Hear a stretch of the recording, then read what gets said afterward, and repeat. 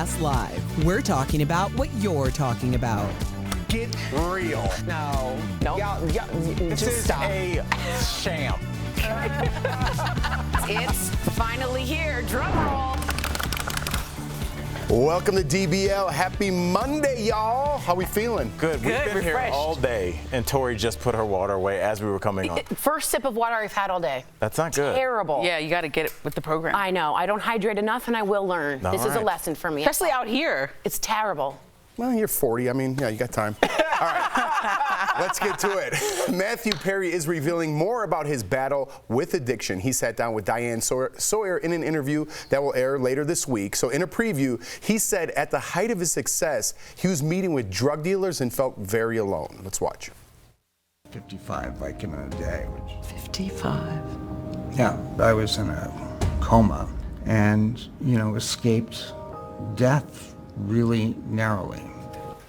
So in another clip, Matthew says Jennifer Aniston was the only member of the Friends cast who confronted him on set about his drinking. Let's watch that. Jennifer, Jenny, yeah. and she says, "We know you were drinking." Yeah, imagine how scary a moment that was. She was the one that reached out the most. And, I'm really grateful to her for that.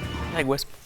Yeah, I mean, I think we could address the elephant in the room, right? He doesn't look great. Yeah. But is this a great. permanent, and sound great, is this a permanent effect of all the drugs and alcohol that he's consumed over the years? Because he sounded like this on a Friends reunion, if you guys remember, and I thought maybe he might have been taking something at that time. Now looking at this, it might just be a permanent effect of what he's done to his body. I mean, maybe, but let's give him a year of detoxing. Have you remember like the show Intervention? I And, love that show. It would end and then they go to rehab and we'd all sit there like, I hope they stayed. But when they did stay, remember how they looked after 90 days, just 3 months of just good eating, clean living, sweating all that stuff out of you. I mean, he has toxins in his body, in his skin. He's got to shed. Now, will he be back to 100%? I doubt it, Lindsay.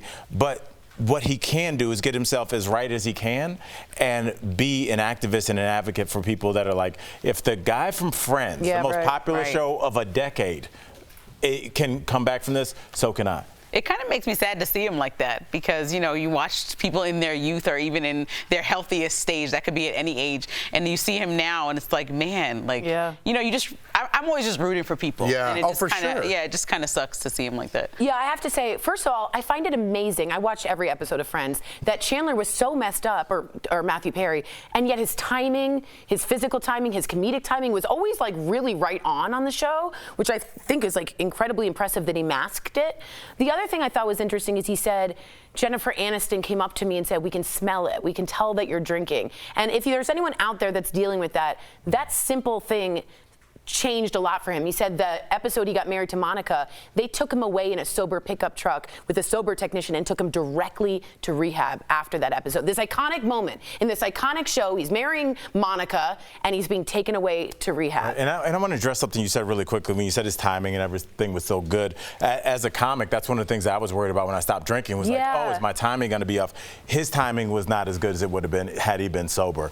You can adapt, and we got used to it because it's the only state we ever saw him in. But I guarantee you, if he redid Friends again sober, it would be a different performance. It would be the actor that they cast. What they got was the alcoholic version of the actor that they cast. So I'd be curious. I mean, yes, he did mask it well. Obviously, the show was a hit. But you're right, because in season 9, he said he was the only time he was ever sober, and he got an Emmy nomination that year. Right.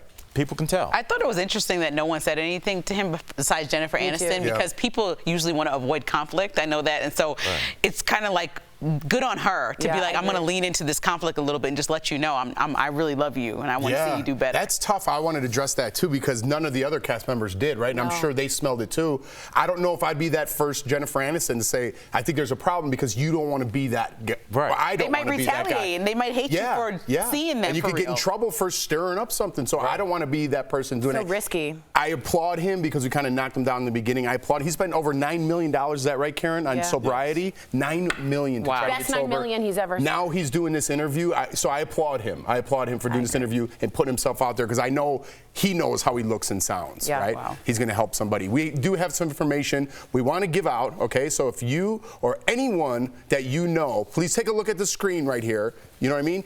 Give a call. It could help. You never know what's happening. We never know what people are struggling with. So just take that for what it's worth and get yourself some help. Yes. All right, we're going to change gears here. We're going to change gears. Take a little breath here. We're going to get Let's roll that prompter, rolling. guys. I was trying to help you out back there. All right, let's get this on Beyonce. It's worth the wait, right? So Beyonce let it slip that she is taking her Renaissance album on tour. Queen Bee attended the Wearable Art Gala in this custom Gucci gown with Jay-Z and auctioned off a $20,000 concert ticket package to her tour that hasn't been announced yet. Oh my God. Wow, so breaking. Speaking of auctions, Beyonce's daughter Blue Ivy also took part, this is true, and bid $80,000 on a pair of earrings. She was eventually outbid though. Luckily, Jay-Z was wiping his forehead. So she had to settle for a $10,000 piece of art that she bid on and won. And by the way, those 80,000 earrings were her mom's. Oh, really? Yeah. Wow. Which is more insane that she was trying to buy back her mom's earrings for 80 grand. Well, I was just saying that this is how I teach my kids. Exactly. Yeah, I thought Kinsley, what do you want to do? We're setting a $90,000 cap, Elijah. I mean, I was actually just really excited about this whole event. Her mom put it together, and it's really to help teach kids that they can be anything. That's what it's all about. And it's wearable art, because art is sometimes the only way through conversation, like hard conversations. How old is Blue Ivy? And she's 10, I think. 10, that's what I was wondering. But either way, I think that Blue Ivy also drank out of a Grammy, according to Jay-Z's rap. You know, so that's like, she knows, and he also says that's a Basquiat. You can lean on it. That's in one I of was his gonna raps. say that. So like, Blue Ivy has a different level of like, sure. to impress her on a date, you're gonna have to go above and beyond. You can't take her to Ruth's Chris. Like, think about Why something not? else. like, Because she's. I know, I get it. I'm about to say, you want me to break this down? I get it. But more importantly, Beyonce secretly gave away tickets to some unknown tour that we don't know is happening. And so I'm like, wait, Beyonce's going on tour? And apparently you could pick any city, any state, any country on tour and get 2 United Airlines flight tickets to this tour starting in March 2023 or summer sound like you've 2023. submitted for I this. literally was like, wait. No, I was like, wait, she's going on tour? Because I was overwhelmed with Rihanna already. Like, I can't. I don't have any more money. That's why she's like, $80,000 earrings? Go for it. I'm going on tour. You know what I mean? She's going to make that. I'm sorry, I completely took over that, but I'm overwhelmed.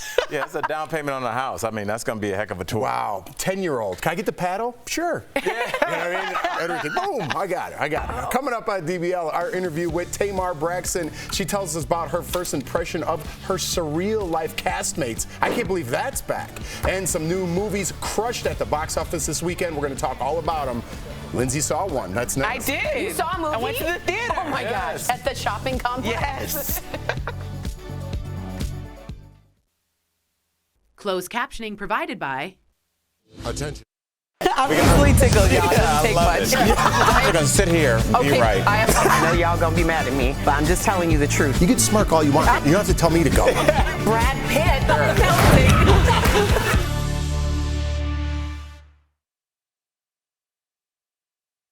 What's up, guys? If you didn't know, there's a little story we didn't get to. We want to tell you about Madonna. Madonna went on social media and spoke about Cardi B and allowing her to sing her song "WAP," and about all these other people like Miley Cyrus and how sexual they are. Stop it, Jeff. I heard people too. And she said, when I started, I was doing my own sexual fantasies and I got condemned. So how come they can do all this and they don't get condemned? And then she put a clown face emoji. Cardi B responded, which I thought in a very adult way, saying, I listened to you, Madonna, growing up. The tone that you used is unnecessary. The clown emoji is totally unnecessary. And apparently Madonna reached out, just so you guys know, and they called, they spoke, and things are settled. But meeting your icon, Cardi B said, was very difficult. And also, anytime you text, tweet, things can get lost in translation. Yeah, that's why I was telling you earlier.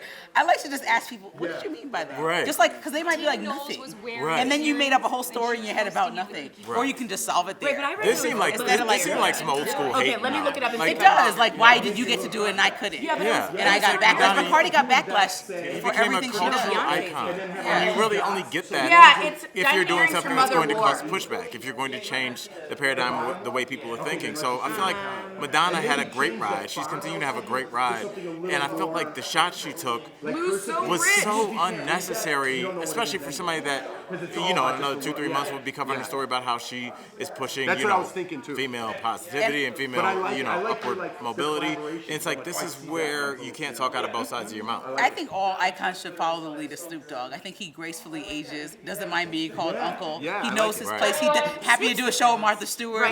You got to just go into your next second He's like gracefully. on his 4th act, yeah. Snoop is on his 18th act. Can you know 18 is what?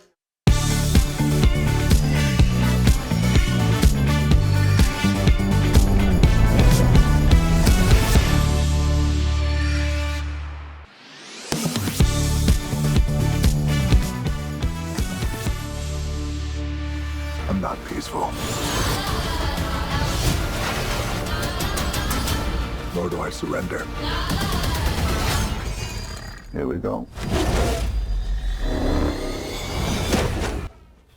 Welcome back. That was Al Jackson in his new movie.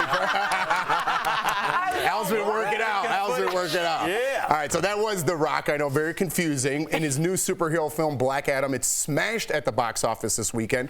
The movie's based on the DC comic book character. It raked in $67 million, but get this, it also took in $140 million globally. Dang, overseas. nice. That's where that money's at. Julie Roberts and George Clooney's rom-com Ticket to Paradise landed in second place, bringing in $16 million, which is better than other rom-coms did this year, like Bros and J-Lo's movie Marry Me have done. Right, yeah. Well, I saw Black Adam. I was going to say, let's take it away. I'm not a theater person. You guys know I prefer to be home. But Colin asked me to go on a date, and he wanted to go see Black Adam. And so I great obliged. Date, all the stuff he wants. And then would you like to go watch football? Exactly. We have to hurry up because paintball starts at 8. Laser tag. But so I didn't even know this movie was coming out. This is how aloof I am about action movies. It's just not my jam. And I was pleasantly surprised. You liked it? I actually really enjoyed it. Usually I don't like action movies unless it's like some kind of love story. There was no love story to be found anywhere in here, but it was a really dope movie. Shot really well. The graphics were all good. I really enjoyed it. Rock crushed. But I compared it to Black Panther, which was unfair of me to do because I think they're just two different movies. That's very difficult. And that's like a high bar. That is a high bar. So it's a DC like comic book. Do you need to know anything? Is there like backstory? Did you feel like you were missing anything? Well, I'm the type of person that asks questions during the movie. So I had to sit in silence and suffer because Colin told me don't speak to him while the movie's on, afterwards or before.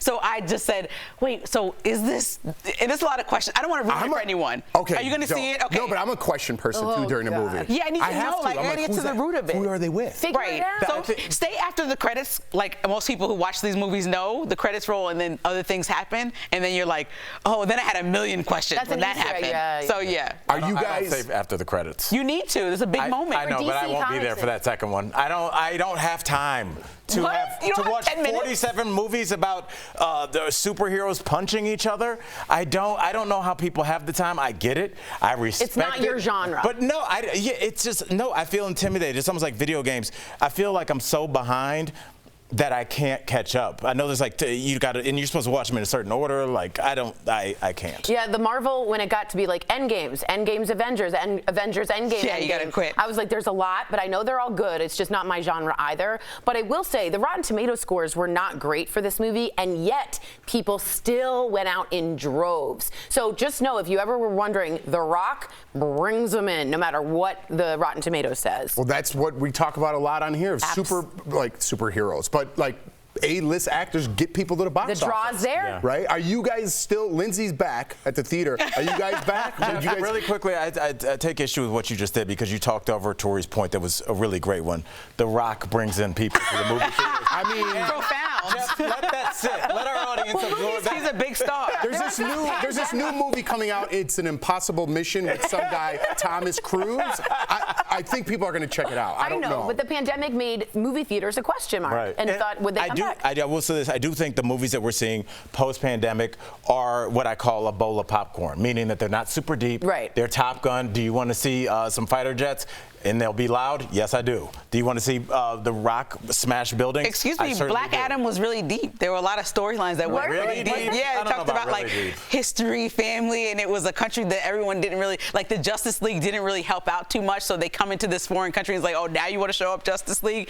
We rather this bad guy in The Rock than you guys come save us. So there are like a lot of subtle meanings in there that I feel like relate to present day society. Historically accurate view of old world Europe only with Batman. Yes. George Clooney and Julia Roberts, though, they brought in numbers too. Hey, I didn't see that coming to her. That movie looks terrible. It's a rom-com. What do you want? I don't want these people that are just basking in them own. They just love themselves so much, and it comes across like, look at this part with the dolphin. This part where he's like, "Oh, we're gonna do funky things. Here comes a dolphin, not the dolphin face." Tori, it's a rom-com. What do you? People don't want to watch Jeffrey Dahmer all day, Tori. Yeah, it looks terrible. It's a bowl of popcorn. That's what I'm saying. This is not. People want to be happy. But these, okay, I just find these two, we've seen the chemistry. So should they quit life? No, but I mean, I'd like to see some new players, some new blood. But people don't buy tickets. It doesn't work. We just said that. All right. You said that. Yeah, that example you gave. About The Rock? That was well said. I guess I'm annoyed with these two. It looks too cheesy. Does anyone agree with me? Yes. Okay, some people agree. Rob's been nodding his head. Audience participation. I love when Tori reaches. I'm telling you, if we ever get an audience, I'm quitting. I'm quitting this show because I can't stand people screaming out. Our cameraman was so on board with he was nodding his head like he was at a black church. He's like, speak on it. Yes. And clapping over nonsense. Hey, at least someone's enjoying the show. You and my mom. All right. Coming up on DBL. Oh, yeah, we got a couple viewers today. Coming up on DBL, our interview with singer Tamar Braxton. She tells us about her current tour and how she thinks R&B is not dead. Who said R&B was dead? That's a conversation every time.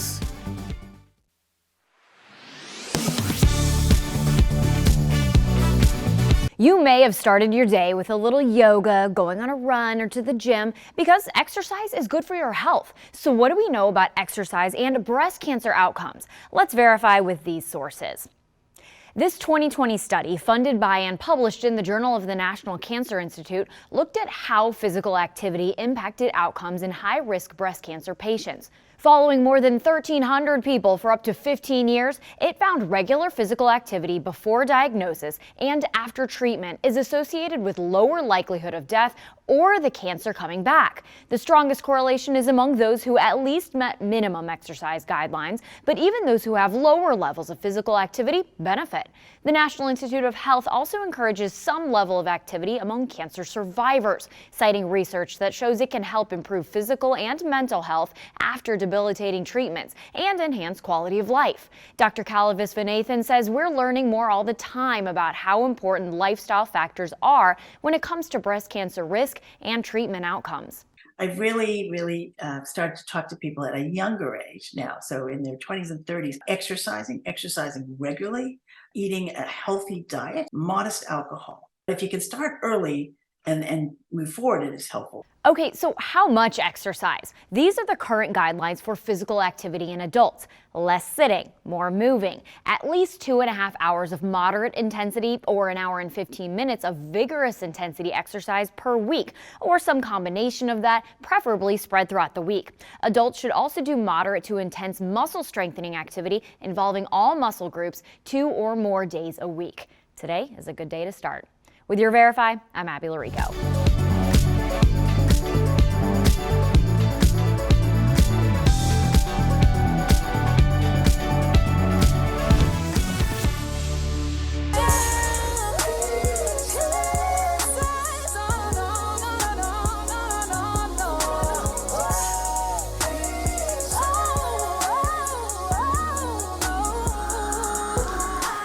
Music is her family business, and we found out how this little sister's big personality fit in the house with other celebrities.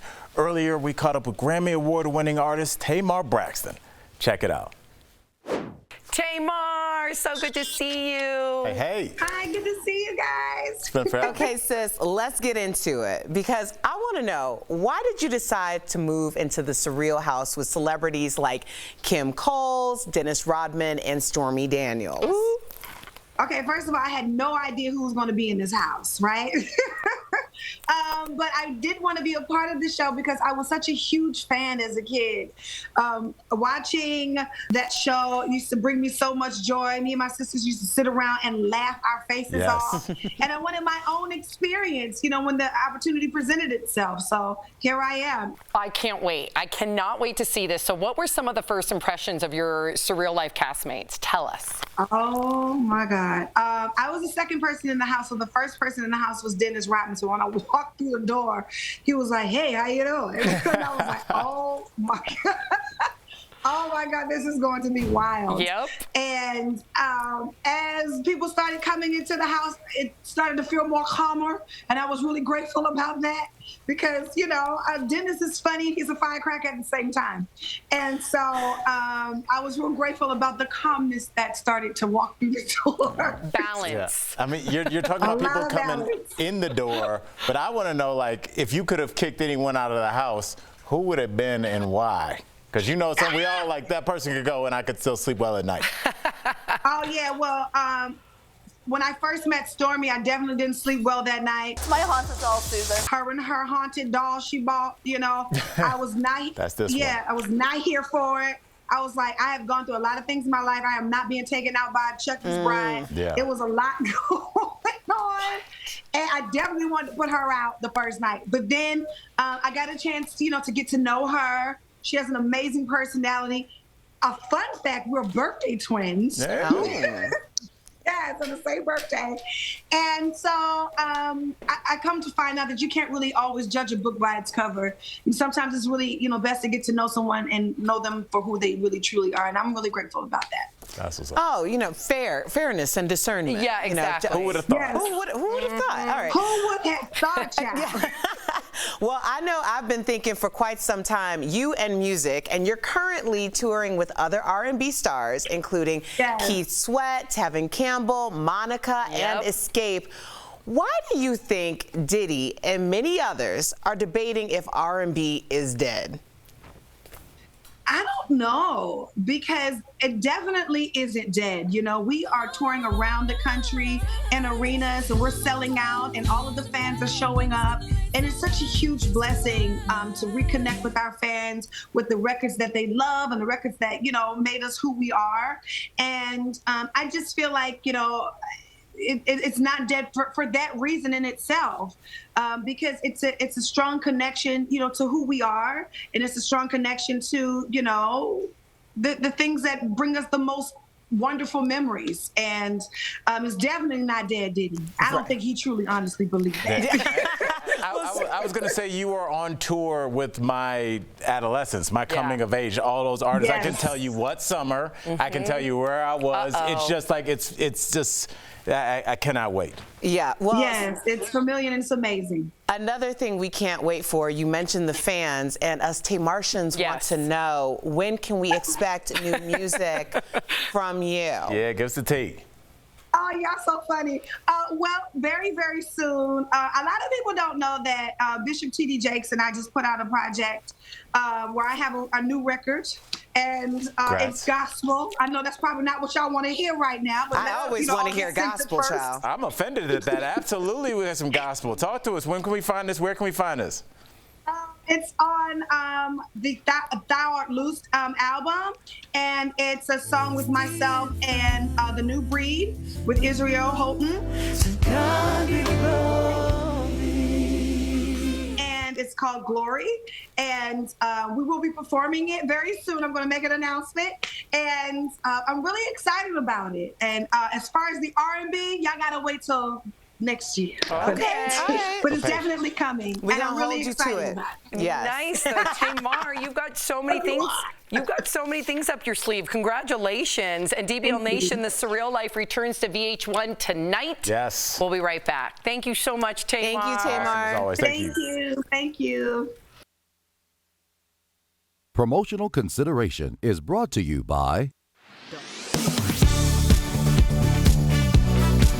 In the weeks leading up to the spookiest night of the year, many local news reporters and police departments warned parents about people potentially tampering with their kids' Halloween candy. And that left parents wondering what could end up in their kids' trick-or-treat bag. From razor blades to needles and even marijuana-laced candy. This year, rainbow fentanyl is the new scare. But is there any truth to these claims? Let's verify. Are legitimate reports of contaminated Halloween candy common? Our sources include 4 police departments, a criminal justice professor, and the National Confectioners Association. The National Confectioners Association ran a Halloween candy hotline from 1982 to 2012 for police and poison control centers to report contaminated candy in the U.S. In an email to Verify, an NCA spokesperson confirmed they no longer track these reports, but, quote, agree anecdotally that these are typically isolated, rare, false reports and/or hoaxes, unquote. Joel Best, a sociology and criminal justice professor at the University of Delaware, has researched reports of Halloween candy tampering in the U.S. dating back to the 1950s. I can't find any evidence that any child has ever been killed or seriously hurt by a contaminated treat picked up in the course of trick-or-treating. The Verify team reached out to several police departments across the country that had previously received reports of potentially contaminated Halloween candy in the last decade. Last year, the Ben Salem Police Department in Pennsylvania confiscated 50 marijuana-laced edibles from a man that intended to sell them within the state. The edibles mimicked popular snack brands.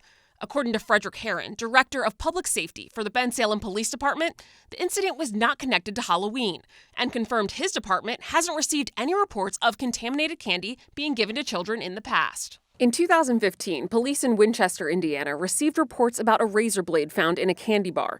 That same year, needles were reportedly found in Halloween candy in Blackwood, New Jersey. According to local police, both reports were determined to be hoaxes. There are some legitimate claims out there. According to the Waterbury Police Department in Connecticut, back in 2019, a man was arrested after parents found razor blades at the bottom of their kids' trick-or-treat bags. Police confirmed the children were not injured or hurt. Waterbury PD says it is not aware of any incidents prior or since that incident occurred. So we can verify that no, legitimate reports of contaminated Halloween candy are not common.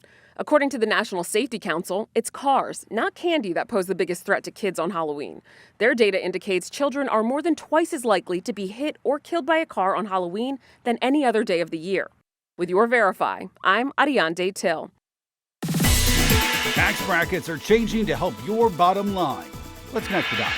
This year's been tough for families. 2022 has seen the sharpest rise in prices since the 1980s. In a normal year, the IRS changes tax brackets to move with the inflation rate. But 2022 is different. The high inflation is anything but normal. Now, the IRS is making a change to help out families. Tax brackets are moving up to offset those high costs.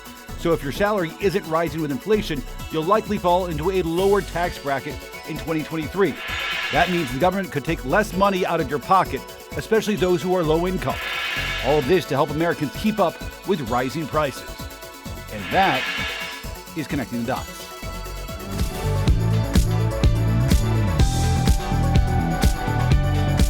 Welcome back to DBL. Do you want whiter teeth but don't want to deal with the messy strips or sensitivity that goes with it? Well, you're in luck. The brand that brought you Power Whitening Gel has created new Smile Actives Pro Whitening Gel with 33% greater whitening power. Effective teeth whitening can be achieved at home by simply adding the Pro Whitening Gel to your toothpaste every time you brush. No change to your routine, no extra time or effort needed. In a clinical study, users had on average 8 shades of improvement after using the gel for 30 days. Smile Actives is safe and effective and will also work on crowns, bonding, and dentures. Order today for a special buy one, get one free offer. Call 1-800-700-4040 or visit smileactives.com today. Nice, Jeff. Woo, 5 more seconds. I had 5 seconds to spare. That's how we start the week. Have a good Monday, everybody.